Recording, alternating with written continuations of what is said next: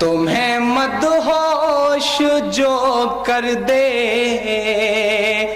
وہ جادو ساتھ لایا ہوں تمہارے چاہنے والوں. سواگت ہے دوستو، آپ سے آئی آر مشاعرہ میڈیا میں سنیں گے دوستو عمران پرتاپ بری کی درد بھری نظم. سے پہلے بتا دوں دوستو، سپریم کورٹ نے دیش بھر میں بلڈوزر کی کارروائی پر لگائی روک. اے پی سی آر کے ہستیکشیپ سے راشٹریہ دشا نردیشوں بنانے کی مانگ کی. چلے پہلے عمران پرتاپ بری کی نظم. تو آپ سے گزارش ہے ویڈیو کو لائک کیجیے اور چینل کو ضرور سبسکرائب کیجیے.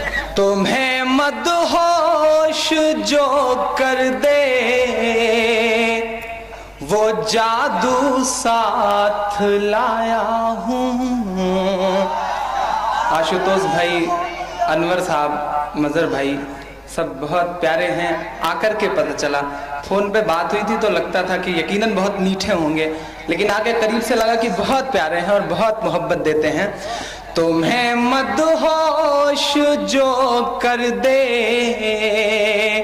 وہ جادو ساتھ لایا ہوں تمہارے چاہنے والوں کے آنسو ساتھ لایا ہوں تمہارے. اور چوتھی پنکتی میں پیچھے تک جن لوگوں نے اب تک ہاتھ نہیں کھولے، مجھے ان کا پیار چاہیے، ان کی محبت چاہیے کہ تمہارے چاہنے والوں کے آنسو ساتھ لایا ہوں. اور آپ کی مٹی کے عظیم شخصیت کا نام لیتا ہوں، دیکھتا ہوں آپ اس سے کتنا پیار کرتے ہیں. کہ تمہارے چاہنے والوں کے آنسو ساتھ لایا ہوں. صدا صاحب کے پیارے سے شہر کو بھیٹ کرنے کو، صدا صاحب کے پیارے سے شہر کو بھیٹ کرنے کو میں اپنے گاؤں کی مٹی کی خوشبو ساتھ لایا ہوں. میں اپنے گاؤں کی مٹی کی خوشبو ساتھ لایا ہوں. بڑے بھائی کا حکم ہے، پھر سے پڑھ دیتا ہوں. تمہیں مدہوش جو کر دے وہ جادو ساتھ لایا ہوں تمہارے چاہنے والوں کے آنسو ساتھ لایا ہوں. صدا صاحب کے پیارے سے شہر کو بھیٹ کرنے کو میں اپنے گاؤں کی مٹی کی خوشبو ساتھ لایا ہوں. میں اپنے تھوڑا سا کم کر دیں آپ. آئیے، بہت دیر سے آپ کہہ رہے تھے عمران عمران عمران. آپ لوگوں نے بہت محبت دی، دل پہلے ہی بھر آیا. 4 مصرے رکھتا ہوں. ایک کشش جو شیونی لے آئی، بہت ہی زندگی کی ایک بہت ہی بری یاترا کر کے آیا ہوں، بہت پریشان ہوا ہوں، لیکن دنیش بھائی کی محبتیں اور سب لوگوں کا حکم کھینچ لایا. 4 پنکتیاں رکھتا ہوں. کہ اس شہر سے تھا ایک دم انجان چلا آیا،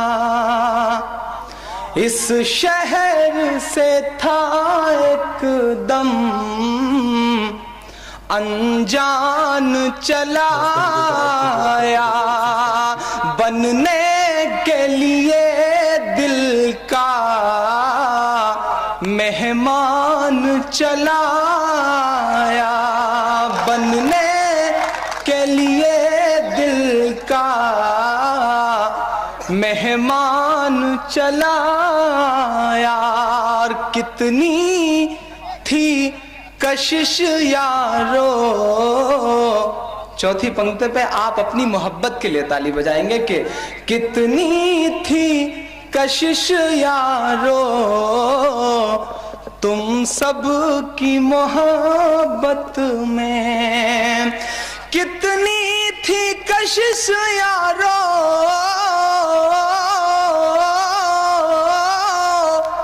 تم سب کی محبت میں، مجبور جو ہو کر کے عمران چلا آیا، مجبور جو ہو کر کے عمران چلا آیا۔ دوستو، ایک بہت ہی پیارے سے شہر میں، ایک بہت ہی پوتر شہر سے چل کر کے آیا ہوں۔ الہ آباد بہت ہی پوتر سا شہر ہے، سدبھاؤ، بہت پیارا سا نام، اور ایک بالکل گنگا جمنی تہذیب۔ 4 مصرے اس نام رکھتا ہوں۔ حاضرین، عمران پرتاپ گڑھی کی نظم سننے کے بعد آپ اپنی رائے میں کیا کہنا چاہتے ہیں وہ نیچے کمنٹ باکس میں ضرور بتائیں۔ حضرت جابر بن عبداللہ رضی اللہ عنہ نبی کریم صلی اللہ علیہ وسلم کا ارشاد نقل کیا ہے کہ اللہ تعالیٰ کے ذکر سے بڑھ کر کسی آدمی کا کوئی عمل عذاب سے نجات دلانے والا نہیں ہے۔ عرض کیا گیا اللہ کے راستے میں جہاد بھی نہیں؟ آپ صلی اللہ علیہ وسلم نے ارشاد فرمایا جہاد بھی اللہ تعالیٰ کے عذاب سے بچانے میں اللہ تعالیٰ کے ذکر سے بڑھ کر نہیں، مگر یہ کہ کوئی ایسی بہادری سے جہاد کرے کہ تلوار چلاتے چلاتے ٹوٹ جائے، پھر تو یہ عمل بھی ذکر کی طرف عذاب سے بچانے والا ہو سکتا ہے۔ حضرت زہیر نمیری رضی اللہ عنہ روایت کرتے ہیں کہ ہم ایک رات رسول اللہ صلی اللہ علیہ وسلم کے ساتھ نکلے تو ہمارا گزر ایک شخص کے پاس سے ہوا جو بہت عاجزی کے ساتھ دعا میں لگا ہوا تھا۔ نبی کریم صلی اللہ علیہ وسلم اس کی دعا سننے کھڑے ہو گئے اور پھر ارشاد فرمایا یہ دعا قبول کروا لے گا اگر اس پر مہر لگا دے۔ لوگوں میں سے ایک شخص نے عرض کیا کس چیز کی مہر لگا دیں؟ آپ صلی اللہ علیہ وسلم نے ارشاد فرمایا آمین کے ساتھ۔ بلا شبہ اگر اس نے آمین کے ساتھ مہر لگا دی یعنی دعا کے ختم پر آمین کہہ دی تو اس نے دعا کو قبول کروا لیا۔